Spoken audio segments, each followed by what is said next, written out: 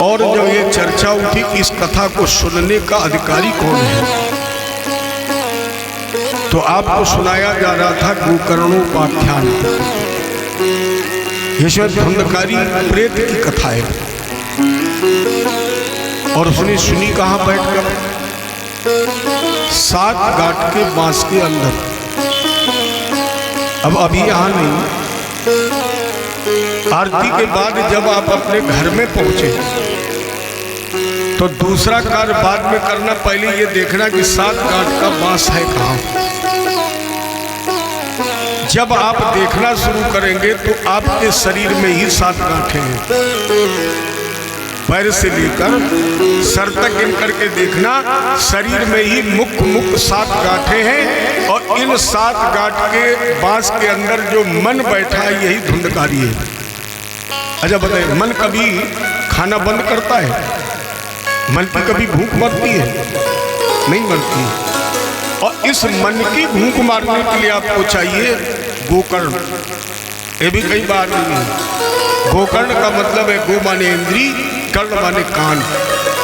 ये कान ही गोकर्ण है। और जब इन कानों से आप भगवान की कथा सुनेंगे, जैसे आज जब तक आप कथा सुन रहे हैं तब तक ना तो आपको भूख लगेगी, न तब तक आपको प्यास लगेगी, न तब तक शरीर के विकार पैदा होंगे। अगर आप कथा सुन रहे हैं तो केवल बैठने का मतलब कथा सुनना नहीं है। अगर आप कथा सुन रहे हैं तो का मतलब है सावधानतया सुनो। अगर आप सावधान होकर कथा सुन रहे हैं तो यहाँ न तो क्षुधा लगेगी, न प्यास लगेगी, न शरीर का कोई विकार पैदा होगा। और जब शरीर में कोई विकार पैदा नहीं होगा तो मन की भूख मर जाएगी। और अगर मन की भूख मर गई तो समझो ये 7 गांठ का बांस फट जाएगा। तब फिर आपको मिलेगा विमान। कुछ लोग पूछते, पंडित जी हमने तो 10 भागवतें सुनना तो दूर, मैंने तो करवाई है और हमें विमान तो छोड़िए साइकिल नहीं मिली। आप लोग भी कह सकते हैं पंडित जी हमने तो बहुत सुनी है। और आप कह रहे धुंधकारी ने एक बार सुनी, विमान मिल गया। और हमें आप रोज सुनते हैं हमें विमान तो विमान रहा, साइकिल नहीं मिली। विमान का मतलब क्या है? जब आप भगवान की कथा सुनकर मन को एकाग्र कर लेंगे तो आपके जीवन का चला जाएगा अभिमान। और जिस व्यक्ति के जीवन का अभिमान चला जाएगा प्यारी, यही है उसके लिए विमान। मैं क्या हूं, क्यों आए हो? पता है, आपने सुनी होगी कबीर जी की एक लाइन, मन की तरंग मार ले बस हो गया भजन। मन की तरंग मार ले बस हो गया भजन। मन की तरंग मार ले बस हो गया भजन।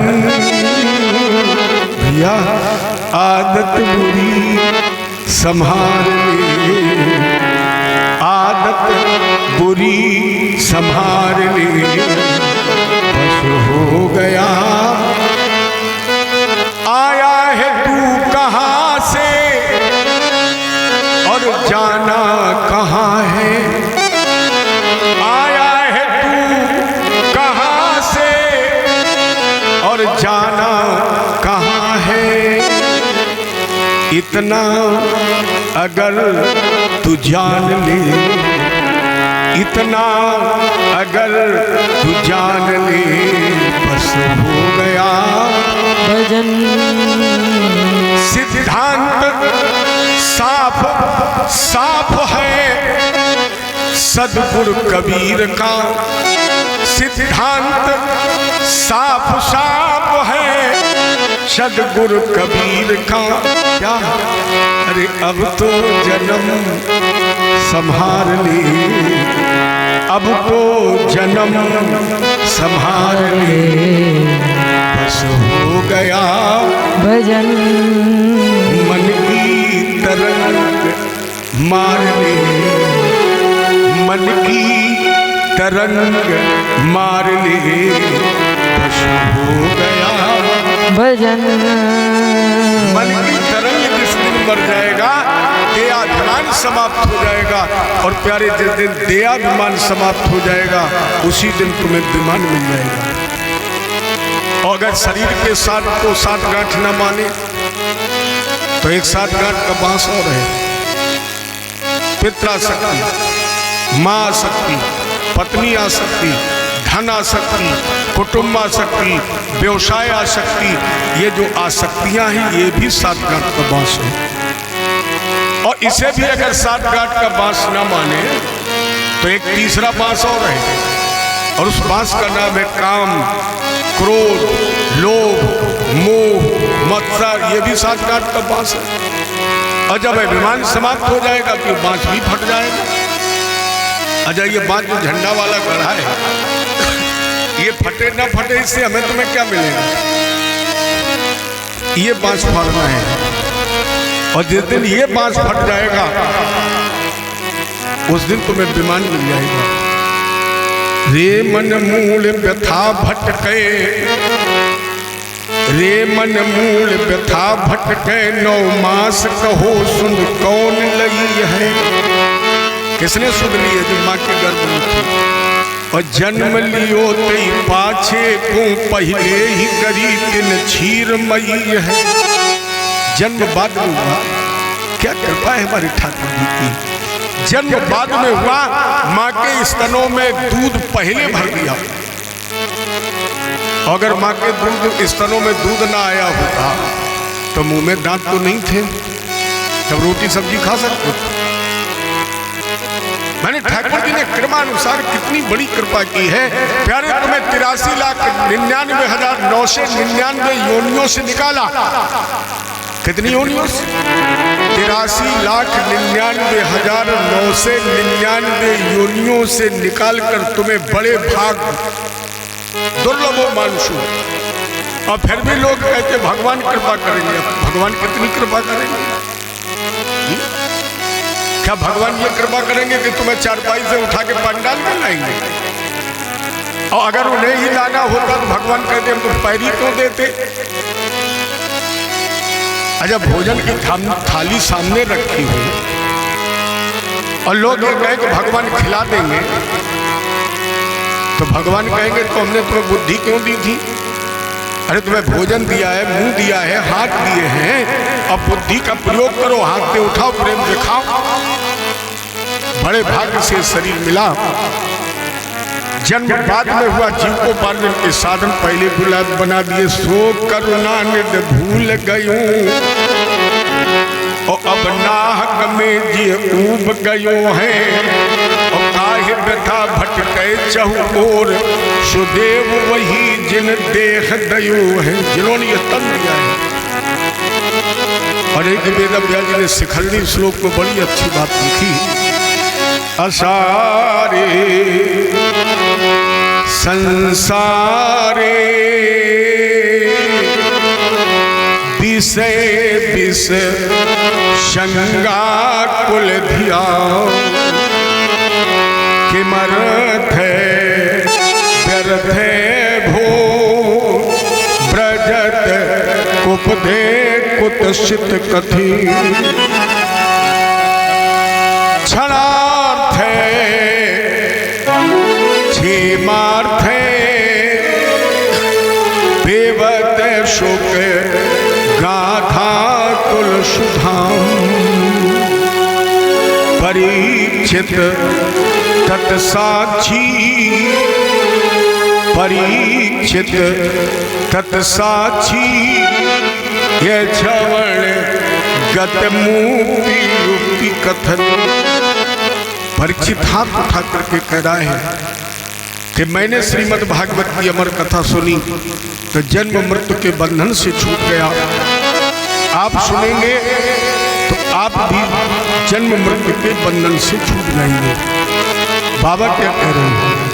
को न काहू सुख दुख दाता और निज कृत कर्म भोग सब निगम कल्पतरोर गलितम फलम। शब्दों में निगम माने होता वेद। वेद रूपी कल्प वृक्ष की डाल पर एक पक्षी बैठा है जिसका नाम है शुक। शुक माने तोता। और आप सभी लोग जानते हैं कि पेड़ पर बैठ करके तोता जिस फल को काट देता है, चोंच लगा देता है, लोग कहते हैं कि वो उस वृक्ष का सबसे मीठा फल है। तो ये कथा तो सुखदेव जी की वाणी से निकली है, तो सबसे मीठा है, इसे पियो। इसकी तुलना आप आम के फल से करें। अगर आपसे ये पूछा जाए कि आम का फल आपके हाथ में है तो इसके गूदा में ज्यादा स्वाद है कि गुठली में ज्यादा है? कल्लू भैया, आप जब आम खाते हैं और आपसे पूछा जाए, हम देख रहे थे कि तुम्हारा ध्यान भटक रहा है इसलिए मैंने नाम लिया है, आपके हाथ में बढ़िया दशहरी आम हो और आप उसे खाएं तो आप केवल ये बताइए कि उसके गूदा में स्वाद है कि गुठली में? हाँ, ये बात है। अगर गुठली में स्वाद ना होता तो लोग 10 बार मुंह में डालते और निकालते, तो गूदा से ज्यादा स्वाद गुठली में है। और कभी अनुभव करके देखना, गुठली आपके मुंह में जितनी बार जाएगी अलग अलग स्वाद देगी। एक स्वाद भी नहीं होगा, अलग अलग स्वाद होगा। उसी प्रकार भगवान की कथा जब आप पढ़ेंगे, जितनी बार पढ़ेंगे, आप पूरी रामायण मत पढ़िए, केवल एक चौपाई रामायण की, एक चौपाई, जितनी बार आप पढ़ेंगे उतनी बार आपको नया अर्थ मिलेगा, उतनी बार आपको नया भाव मिलेगा। और जिसने कभी पढ़ी ना हो वो तो कहता क्या वही पढ़ के रह गए। अच्छा एक बात बताइए, बार बार पढ़ो। आप फिल्में देखते होंगे, बहुत आती हैं। कोई ऐसी फिल्म है जिसका गाना एक दिन फ्लॉप ना हुआ हो? बहुत भीड़ हुई। हमने देखा कानपुर में 3-3 किलोमीटर की लाइन लग गई, साल 2 साल बाद बेकार हो गई, हर कोई पूछता है। लेकिन श्री कृष्ण गोविंद हरे मुरारे, बताओ ये कभी फ्लॉप हुआ? ये पहले भी था, आज भी है, और प्यारे जब तक ये धराधाम रहेगी तब तक रहेगा। और जितनी बार गाओगे उतनी बार आपको नया आनंद मिलेगा। और जिसने कभी गाया ही ना हो, अरे गा करके तो देखिए। श्री राम जय राम कभी पुराना होता है? नहीं होता है। जितना इसे पढ़ो उतना इसका नशा, उतनी ज्यादा ये नया। इसलिए इसे पिबत भागवतम, पियो। एक तुलना और कर लीजिए, इसकी तुलना हो सकती है गन्ने के पेड़ से। पूरे गन्ने में रस है, लेकिन पहली वाली पुइया कैसी होती है? खट्टी। उसी प्रकार भागवत की कथा में भी लोग कहते हैं आज नहीं 2 दिन बाद चलेंगे। आप जितना नीचे की तरफ बढ़ते जाएंगे, लेकिन ये ध्यान रखना, अगर गन्ने की पहली पुइया नहीं होगी, पहले वाली ही तो लास्ट बनती है। पहली वाली ही तो एक दिन आता है जब आखिरी बनती, और पहली नहीं मिलेगी तो आखिरी मिलेगी। हर जीवन में पहला दिन नहीं मिलेगा, अगर संडे नहीं मिलेगा तो सैटरडे मिलेगा। जैसे आप नीचे की तरफ बढ़ते जाएंगे उसमें रस बढ़ता जाएगा, मिठास बढ़ती जाएगी, प्रेम, रस और आनंद बढ़ता जाएगा। इसलिए नित्य निरंतर इसे पियो।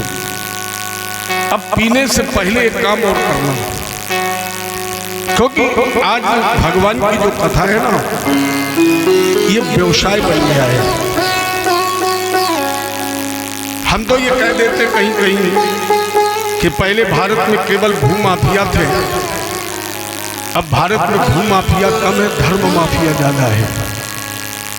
अब भगवान की कथा भी कल मैंने एक प्रमाण दिया था आपको, प्रातः स्मरणीय गोलोकवासी रामचंद्र जी डोंगरे जी का प्रमाण दिया था, जिन्होंने तुलसी के दल के अलावा कभी कुछ लिया ही नहीं। करोड़ों रुपए चढ़ते थे, जाने कितने अरबपति सेठ थे उनके पीछे चलने वाले।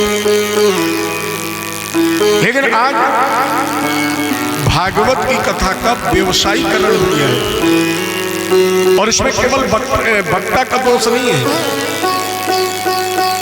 इसमें सबसे बड़ा दोष श्रोताओं का है, सबसे बड़ा दोष जनता का है, क्योंकि अब वो कथा सुनना नहीं चाहती है, अब वो कथा में ज्यादा पैसा खर्च करना चाहती है, कथा में ज्यादा से ज्यादा नाचने वालों को बुलाना चाहती है। लेकिन भगवान की कथा का मतलब ये नहीं है, भागवत की कथा मनोरंजन का विषय नहीं है। जैसे लोग शाम को कहते मजा नहीं आया, भैया मजा नौटंकी में आता है। ये मनोरंजन का विषय नहीं है, मनोभंजन का विषय है। और अगर यहाँ भी मनोरंजन करते रहे तो फिर मनोभंजन का हो। ये केवल नाचने झूमने का विषय नहीं है, क्योंकि ये जो कथा है ये मरने की कथा है। किसे सुनना चाहिए? जो मरना नहीं चाहता है उसे ये कथा सुननी चाहिए, जिसे मरने से डर लगता है, या जो मरने की कला जानना चाहता है। अच्छा बात बताइए, आपके घर में कोई मरीज हो, कुशासन पर लेटा हो, मरने वाला हो, और पड़ोसी के घर में नाच गाना हो रहा हो, तुम्हें अच्छा लगेगा? तो भगवान की कथा है, ये रिश्ते तोड़ती है।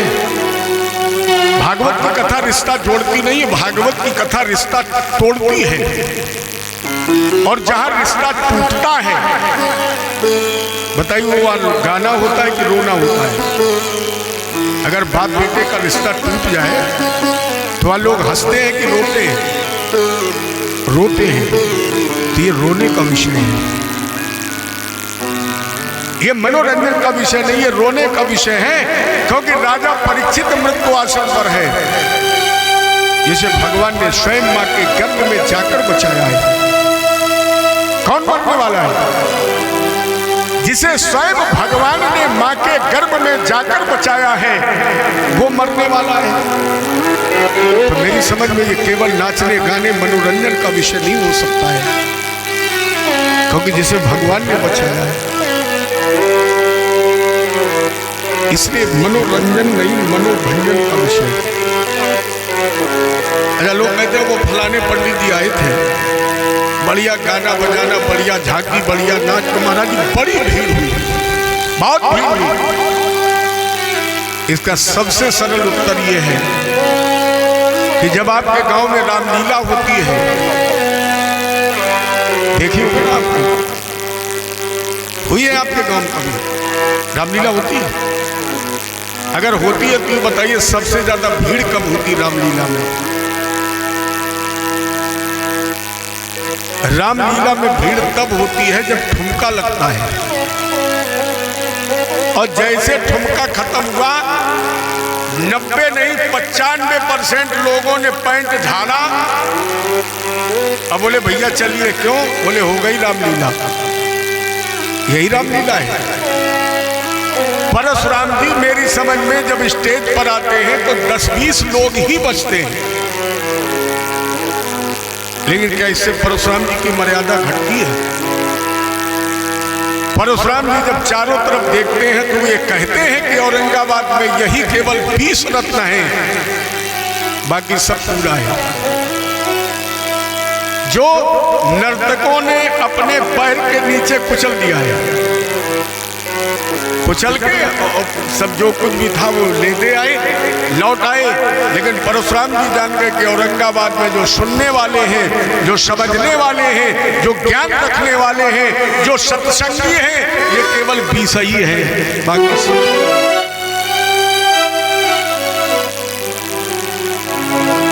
इसलिए इसे मनोरंजन नहीं मनोभंजन आयोजन का विषय बनाइए। तो जब आप कथा का आयोजन कराएं, अब तो ये तो हो ही रहा है, लेकिन अब जब कराएं तो भागवत जी का एक श्लोक जीवन में जरूर उतारें। विरक्तो वैष्णवो विप्रो वेद शास्त्र विशुद्ध कृत दृष्टांत कुशलो धीरो वक्ता कार्यो अतिन स्पृहा।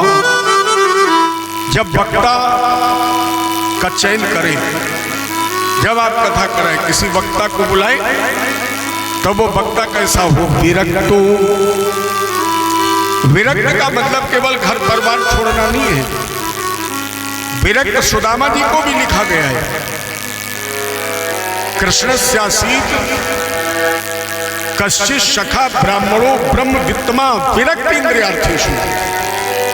पत्नी सुशीला है, कहीं कहीं लेख मिलता है 4 बच्चे भी हैं, लेकिन सुदामा को विरक्त लिखा गया, माने गृहस्थ में भी व्यक्ति विरक्त हो सकता है। और विरक्त कौन है? जितेंद्रिया, जो अपने इंद्रियों को काबू किए हैं। तो वक्ता कैसा हो? विरक्त हो। दूसरे वैष्णव हो, वैष्णव संप्रदाय का हो। तीसरी बात विप्रो, विप्र हो। ब्राह्मण और विप्र में थोड़ा अंतर है। जिसकी मां ब्राह्मण है, पिता ब्राह्मण है, उसके जो संतान पैदा होगी वो होगी ब्राह्मण। दोनों माता पिता अगर एक हैं, ब्राह्मण है, तो उससे जो संतान पैदा होगी वो ब्राह्मण। अगर क्षत्रिय पति पत्नी एक है, तो दोनों से जो संतान पैदा होगी वो क्षत्रिय। तो जन्मना जायते ब्राह्मणा एक सर्वसाधारण सूक्ति है। जब सामाजिक स्तर पर तो कहा जाता है जन्मना जायते इत सशूद्रा,